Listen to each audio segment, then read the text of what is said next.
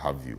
You've been doing monthly polls on a number of issues, political issues really, looking at the NDC and the NPP. What really do you hope to achieve with these monthly polls? Let me clarify. We do quarterly national tracking poll every 3 months. But in the case of the NPP, because their primary is just near, we are doing monthly delegate polls. Okay, monthly delegate so polls. for the NPP, we are talking to delegates every month, whereas in the case of national tracking, it is quarterly. Okay, great. Look, we have been doing this since 2019, and we have sought to provide the public the platform to hear the views of others. You know, your voice, just your voice. But your voice, when aggregated, becomes the voice of the people. So what we are doing is just bringing out what people are thinking and saying about national issues. And for the conversation to be kind of focused on data rather than hearsay. So what we're hoping to do is to inform and also educate people what people are saying to us they want to do. And we make it very clear that these are the preferences of voters. And then when it is delegate, because it's a delegate who elect the flag bearers, we make it clear, in this case, it is the delegate. We have not done delegates for the NDC, no. What we have done is delegates for NPP and the general public preferences for the NDC. Yes, so talking about that, how do you select a sample? Delegates are specific people. Yes. You know, we don't know all of them. Of course, a lot of them are known. So how do you identify them and poll them? How do you do that? We have the register of NPP delegates. Okay. With their telephone numbers. Okay. And we place random calls to each of these people, depending on the sample size. We allocate the sample size to each region based on the number of delegates who live there. So it's proportionally weighted. And then the calls are made randomly from the system to those delegates. In fact, in this survey that we just released, the 2,700 people we interviewed, they came from 241 constituencies, randomly.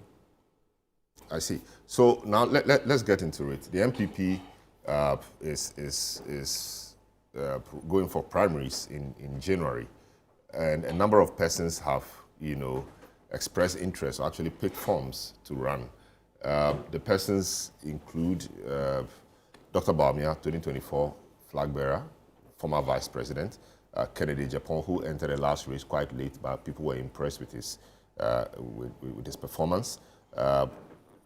Educhum, Yahweh Educhum, former Education Minister. Kwabna Ejipon is in there, and then Brian Champon, who is a first-timer, same as Yahweh Educhum.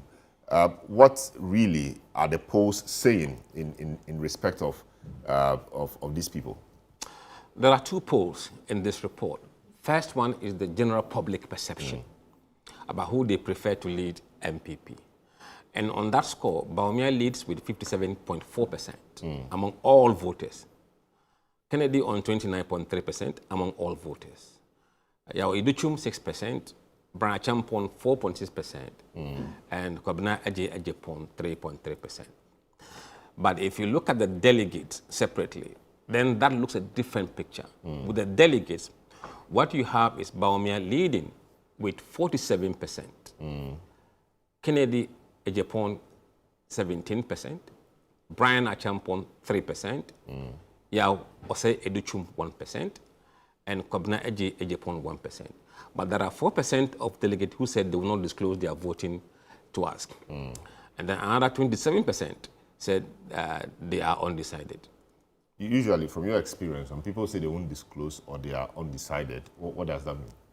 Usually what we've seen in the past is that those who are not disclosing are those who are anti-system, anti-establishment in the party, and they tend to vote for Kennedy. So from our experience, those guys could be safely said to be Kennedy supporters. Then you have those who are undecided. Some of them are generally undecided, but most of them, I think they are waiting to have an encounter with the delegate, with the flag bearers, to see what message they have for them. And also behind the message, or beside the message, there are things that happen in primaries, so they are waiting to see what happened. Yeah, what do you mean by there are things that happen in primaries? Fear delegates. Fear delegates. Yes. All right. So, Dr. Bawumia, Kennedy Japan, etc. We saw a very strong showing from Kennedy Japan in the last election, even though he did not enter the race early. But he appears to be significantly trailing Dr. Bawumia. What was the reason for that? What factors in your view? No, I mean, you can't compare directly the results for last year's election with this data. Because this one has undisclosed in it, and I'm undecided in it. If you remove those and realign the numbers, you could see that, I mean, if you compare this like for like, and I think the last poll we did before the primaries last time, in that poll, I think DMB was around 45%. Kennedy was around 25%. And the rest were there. But there were a good chunk who were undecided as well, and those who were not disclosing. So if you compare this one, it's like a similar race compared to last time. Nothing has changed significantly if you do that kind of comparison. I see. What's the reason people give for supporting Bawumia against persons like Kennedy Japan, who, like you said, is anti-establishment, appears to be speaking the language of the street, etc. What reasons do you glean is I will pin this down to two factors. One, Bawumia has been the face of NPP since 2008. It's been on every election since then. So he's the familiar face for many people, including the delegates. So that makes it easier for him to be recognized and probably wanting to have him back on the ticket again. But another point, which is the second point, is that the NPP delegates are conservatives. They are much older people, and the older you are, the less vibrant and dynamic and change you want to have. These people want to go with what they know, and they kind of dominate the NPP album. So because of that, they tend not to buy into change messages. And that is what I think Kennedy, if he needs to make an impact, has to drive home and change the mindset. I see. Now let's get to the Akan block, or the ethnicity bit, which is a very slippery issue, but actually playing a role in all of this. Yes. There are 4 Akans against 1 non-Akan, but it does appear that the non-Akan is actually doing better in the Akan areas or amongst the Akan voters than the Akans themselves. We have 2 Ashantis, 1 Easterner, and then 1 Fanti in there. It does appear that the Northerner or the non-Akan is doing better than all of them in the Akan areas. What is accounting for that? You know, it is still the name. So you can see that on your screen, voters' preference for NPP leadership, the Akan bloc. Bawumia is around 53%, Kennedy Japan 34%, Duchum 6%, Brandy Champon 4%, and then Kobna Japan 3%. Look, we must understand the very reason why NPP wanted Bawumia to represent the party in the last election.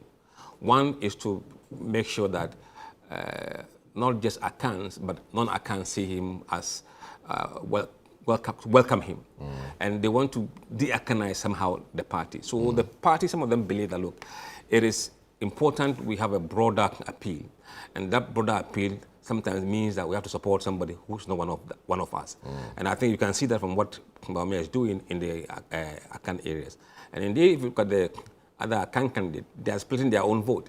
If they had joined together forces, you could see that they will probably be around 47. Then we'll have a very tight race. But because they are fragmented, you expect Bawumia to have a lead there. How about religion? Because we've seen religion also come up a bit. Even recently, we saw Reverend Intim Fojo, who is a pastor and MP for Asin South, say that he is a pastor and that God is not a respecter of persons. Dr. Bawumia is the right person to lead the party. And I thought it was strategic because he is a pastor. So if you're talking about religion, this is a leader of a religious group or a religious subset in the Christian, side of things, coming to endorse a Muslim. How significant is religion in these primaries? Look, we can pretend to be ostriches in this country, but the data doesn't say so.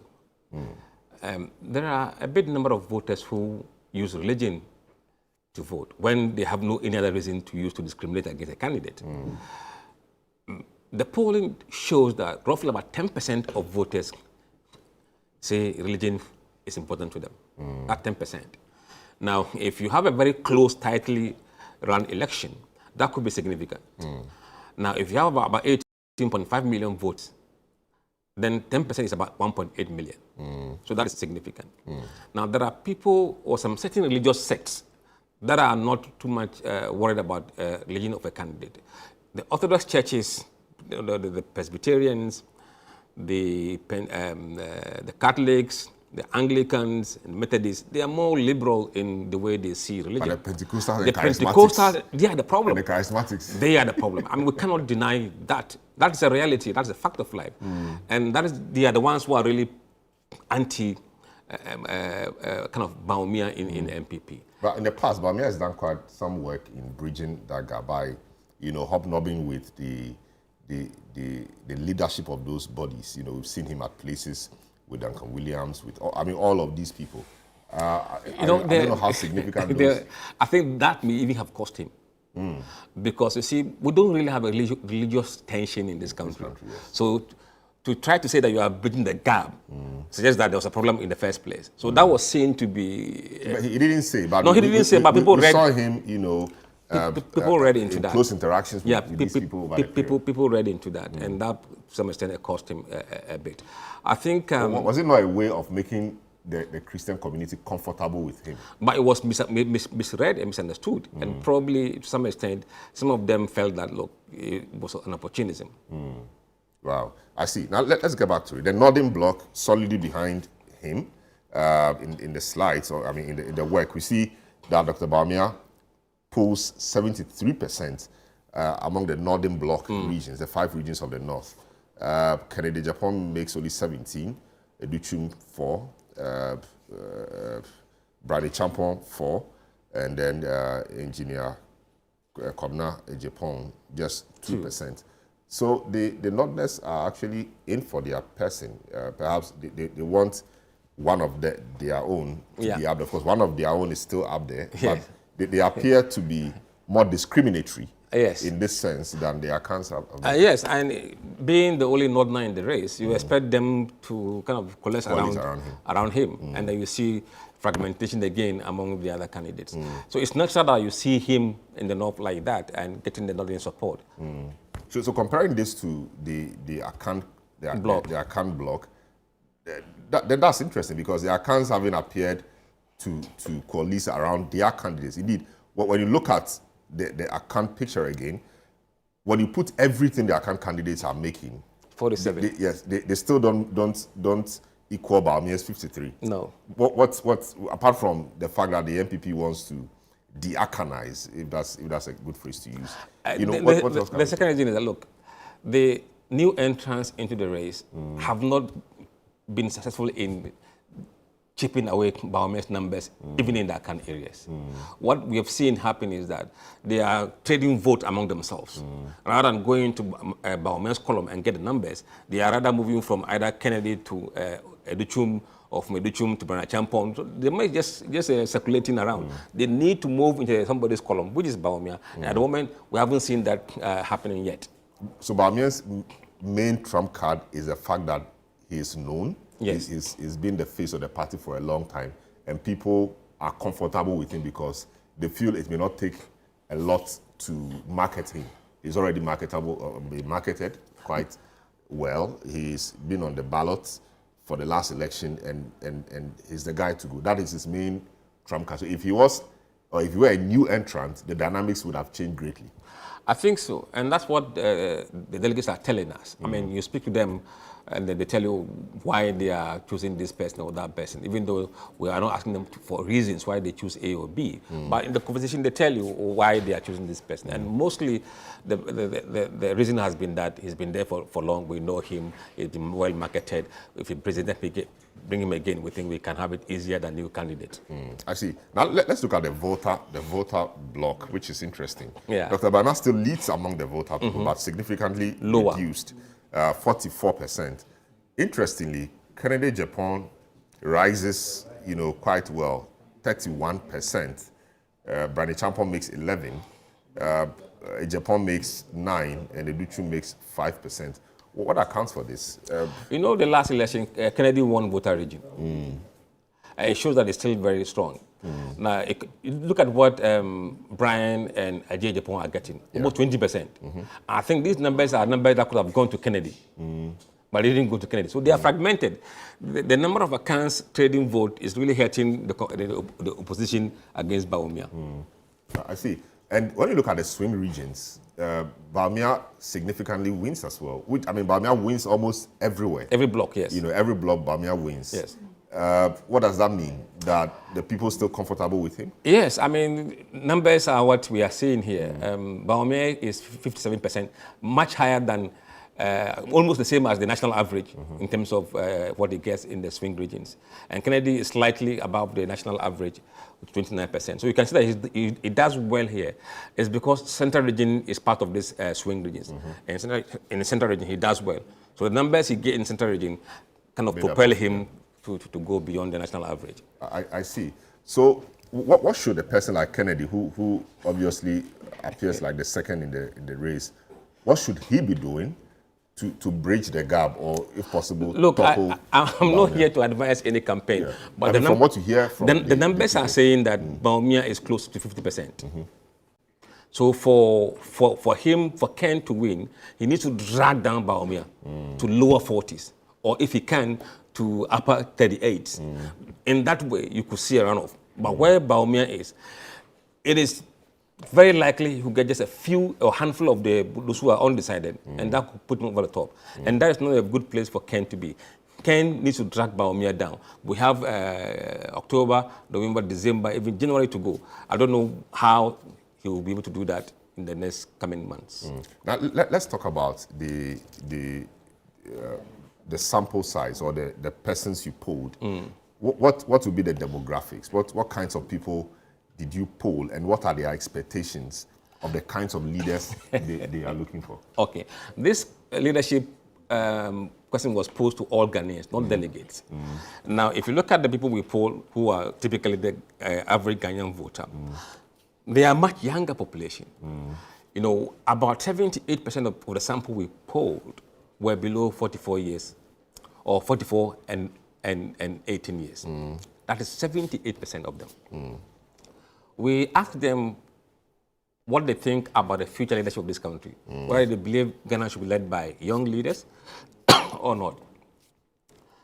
64% of the sample said, yes, Ghana must be led by young leaders.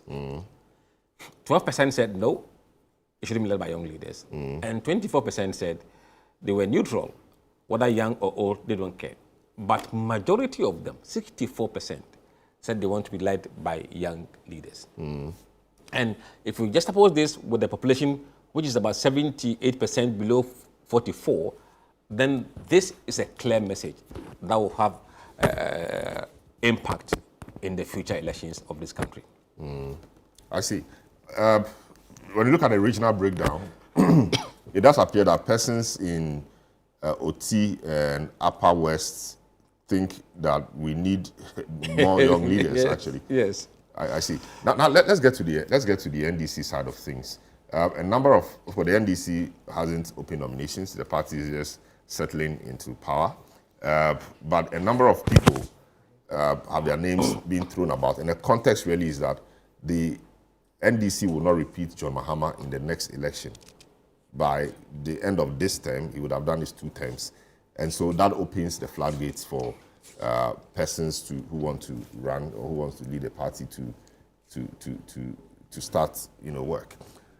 A number of persons came up. Haruna Idrisu, Asiedu Nketia, Ato Forsin, Julius Debra, Okujeto Ablakwa, Eric Opoku, Agric Minister, Professor Joshua Alabi, Amako Fiboa, Kwame Iwada, Conspio Gabra, and Oko Vanderpoy. But in all of these, it does appear that majority of the people for now appear to be, gravitating towards Haruna Idrisu and Asiedu Nketia and Ato Forsin.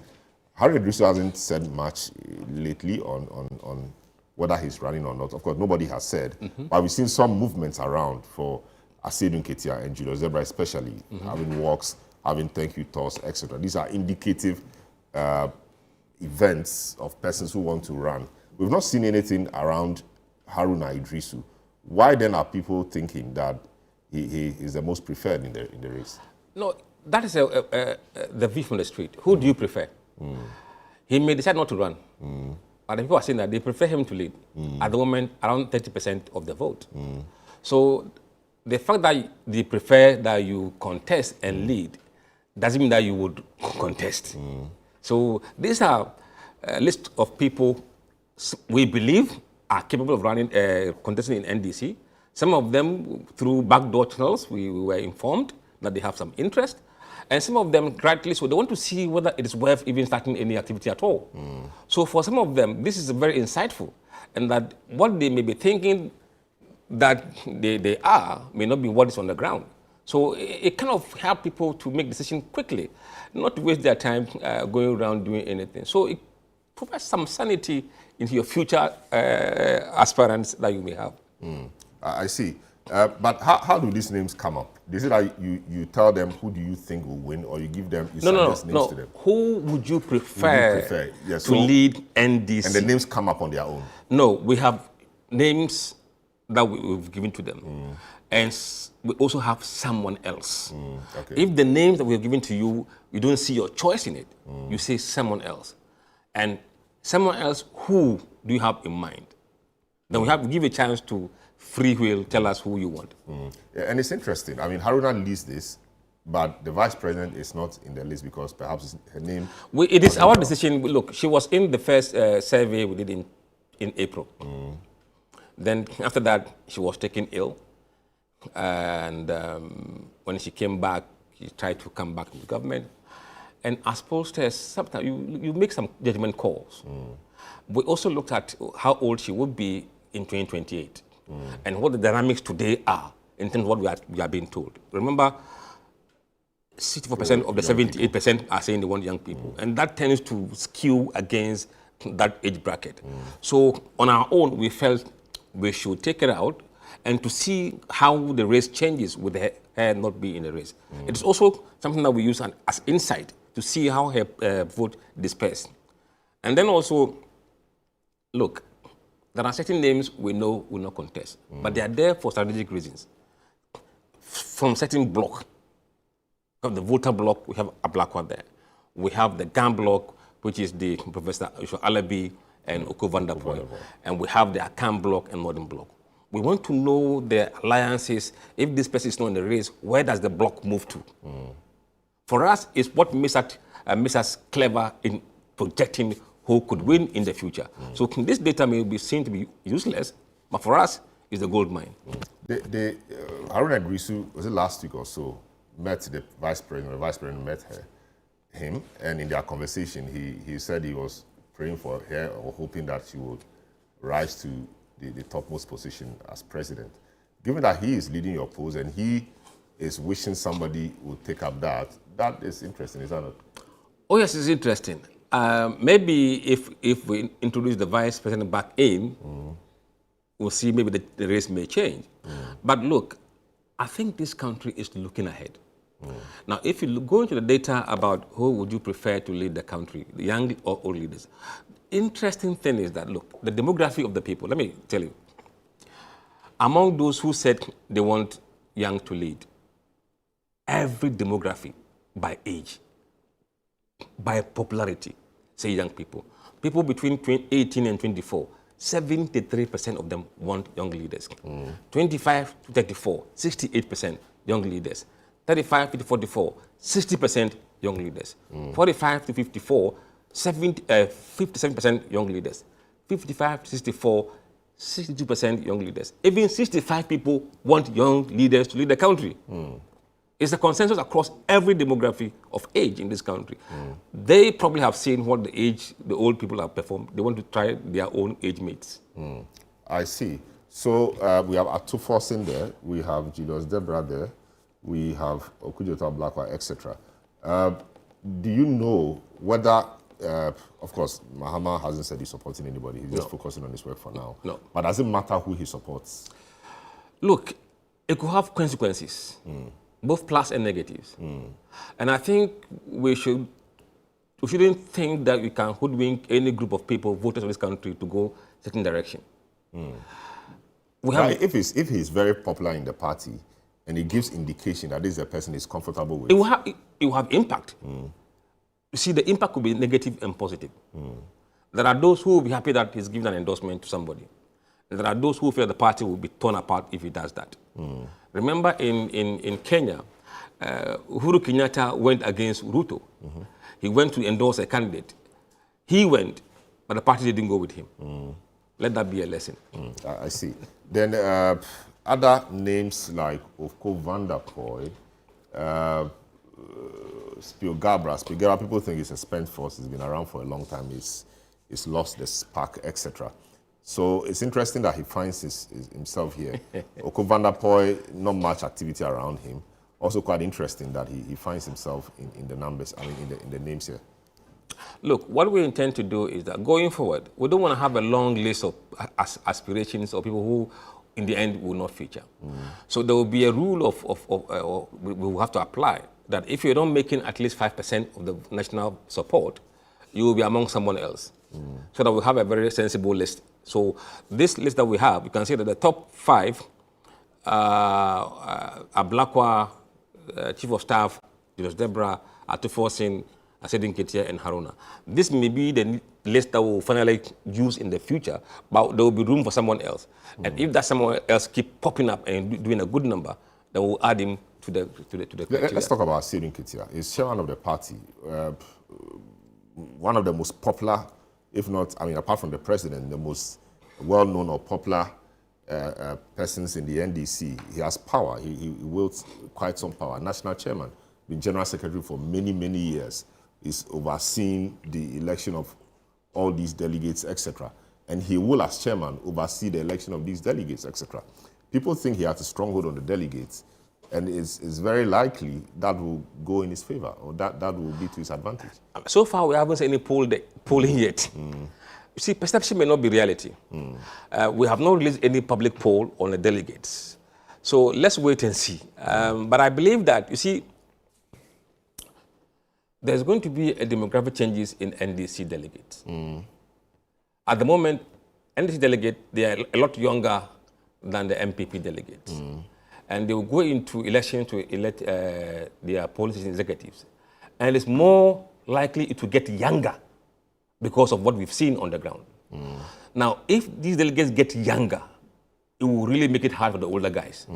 So the demographic changes, there's nothing you can do about it. It will happen naturally. But when that happens, it's the moment of the time that determines who lead NDC.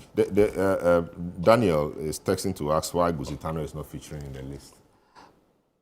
I don't want to say it, but we had him there and we got him out. Why did you get him out? 24-hour economy, major plank of the government. We were contacted. That you should take him out? Yes. Because he's not interested. Whatever the reason was, we took him out. We gave people a chance to add to the list or take us from the list. And he was taken out.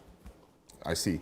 And the NDC generally appears, as we sit or as we speak, to be quite more popular even in swing regions in the general race. I mean, the general party to party, the head-to-head race or polling.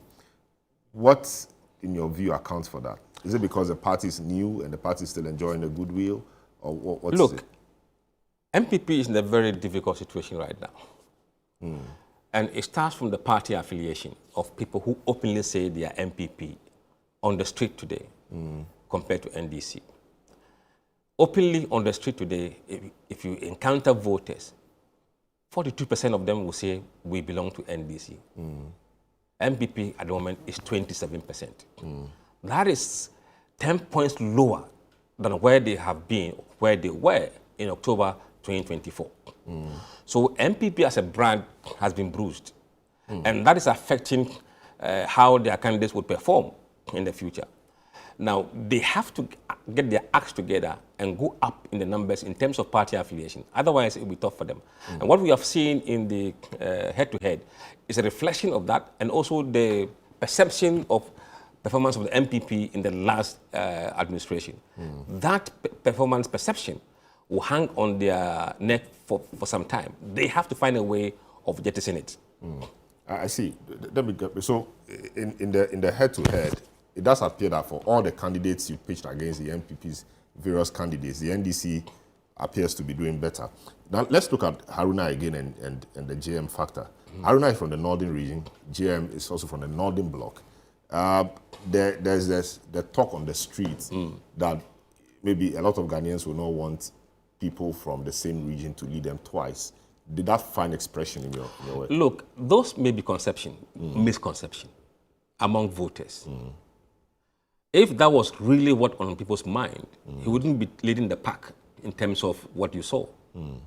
But again, I can say that if the race consolidates, you can see the accounts coming together and that will give them a bump. But look, we are in the Gen Z era. Gen Zs who are less tribalistic and less religious, even though the sentiment of religion in our politics is mostly among older voters. Now, the problem I can see is that, look, it's typically for NDC. Unlike NPP, NPP base is about 65% account. So they can choose account any day, any time, there will be no problem. But with the NDC, it's a smaller group of 20% there, 30 here, 19 there. So you need the collection of all the blocks to come together to help you. If you are in that situation, you tend to compromise a lot. Now look, we have given you guys a 10. If you are done, the other groups, 3 blocks will say, oh, now it is our 10. So I think for the delegates, it is much more of a delegate issue than a national issue. So the delegates may think that, okay, Northerners have had their 10, let's try other blocks. I see.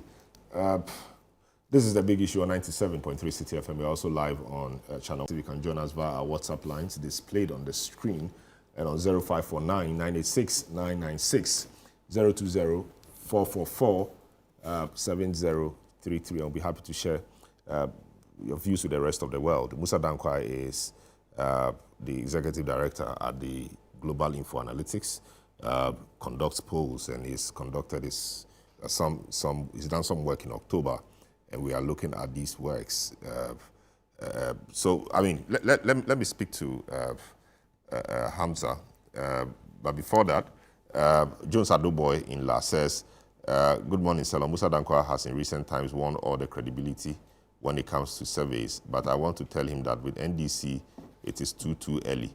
He must allow the president to focus. The micro minority calling for some judges' resignation shows that they are not serious as a party. Even if some judge manages to get 0% DSP, what percentage did the NPP manage to get in 8 years? They should give us a break. Well, that's two things put in one. Hamza, I'll come to you. The major concern, which a lot of people have raised really, is that for the NDC, it's too early. Leave the government to focus. And that doing this will be a distraction to governance. Selo, we are a private, independent company. We do what our clients want. We have done this since 2019. We started the polling after Nanado has won the election. Just about a year after he's won the election, we started it. There are people, in fact, our clients, global clients, who are looking into 2028 and beyond, right? They want to have a feel of what the country is thinking. I don't think any person in government or in NDC should be distracted because of the polls. You have a job to do, focus on the job. Ghanaians are talking. I'm just telling you what they are saying. It doesn't mean that you leave your job and jump and start campaigning. That's not what this is supposed to be. It's supposed to inform and also help people to make decisions. Look, as we speak to you, we have been approached by some political party investors. To skew the vote? No, to see the outlook. Okay. As to who they can support in the future. Right? They want to know now. They're not saying it's too early. Mussa, you're making money. We're not making any money. We're running data. We're running data. People have come to look. There are companies, people like Fetch Solutions, other big research companies. They're not waiting for NDC to say that we are ready. No, they don't wait for NDC. They want to know what's happening. They want to know what's happening in the country. So they can. NDC can decide to take their eye off the poll. That is fine. They can do that, and they should do that. Look, it is much easier for Mahama to call his people to order than to call me to order, but he doesn't control me. Yeah, but for example, if you have an Asedun Ketia who we hear will run or may run, doing thank you tour, if there are others in government who also have their eyes on it, they may obviously be distracted because this man is a free man. He's doing his party work and dealing with the people who eventually will vote. But you see, I think next week we'll put out some data from polls we've done among NDC delegates about what they think about early jostling positions. Did they assess whether what they were doing was winning them vote or costing them vote? You don't join something because you think the person is leading or the person would come. You must also be guided by your own data. Some of the things that the early movers were doing were really annoying voters and even delegates. If it's an annoying delegate and annoying voters, it's not going to annoy to your advantage. I see. This other message, well, says, as a proud delegate, I'm not surprised by Mussa Dankwah's post showing Dr. Bawumia in the lead. His vision, humility, and proven track record make him the clear choice to unite our party and lead Ghana into the brighter future. Dr. Bawumia represents competence, innovation, and hope, and I believe delegates across the country will rally behind him come January 31. He is the people's choice, and together we shall make history. Well, what do you think from your work is going for Bawumia? Of course, his longevity, but what is not going for him? What is going for him in the internal party race? What's not going for him even in the national I think the result of the last election. I think the defeat was humbling. But, you know, at the time Mahama lost in 2016, that was unprecedented, huge margin at the time. Only that this has surpassed it. Yeah. But at the time, it was a record. But Yeah, he's come back quite strongly. I mean, we're yet to see. But for now, he's carrying the baggage of the last election results, the baggage of Nanado's performance. And recently, I mean, the DDEP, people are still scared. So those things are fresh in people's minds. Yes, but he has said many times with that number that he was not a guy. You know, and these days we hear a few things about his disagreements with some of these policies, but he had to play ball. I mean, he had to support the government. We saw what William Ruto did in Kenya. But the Kenyan situation is very different. I'm just... He disagreed with the boss and openly rebelled against the boss. So the people trusted that he wasn't in keeping But, you know, the Kenyan system, Kenyan-Nigeria system are quite different from our system. It's the price he paid for keeping quiet. You can't eat your cake and have it. He paid the price for being quiet. In the political system, that rewards loyalty. If I was him, it doesn't matter. Now he's paying for the price of being too loyal. So he should have resigned when he didn't support No, not resign, but his voice should have been made clear that on these matters, I disagree with my party. But in fact, we heard him in the e-levy, before the e-levy. He said it was a no-no. Later, it was done. Of course, knowing that he couldn't openly disagree with the party or the government when that decision was made, couldn't we have used his earlier position to indicate where he stood on that? I remember in the UK, we have people called the spin doctors. They are political strategists who can spin well. If you have a very clever political strategist, he can find a way out for you. In a way, you look or come across as, you know, being dissenting, at the same time part of the team. So you must, there's a balance you need to have. People didn't see that. And it was difficult for him to be trusted that when he said that he wasn't in charge, he was a driver's mate. And that really didn't go down well. I see. That's Mussa Dankwah. But, you know, Mussa Dankwah started credibility, but now he appears to be having everybody around the table.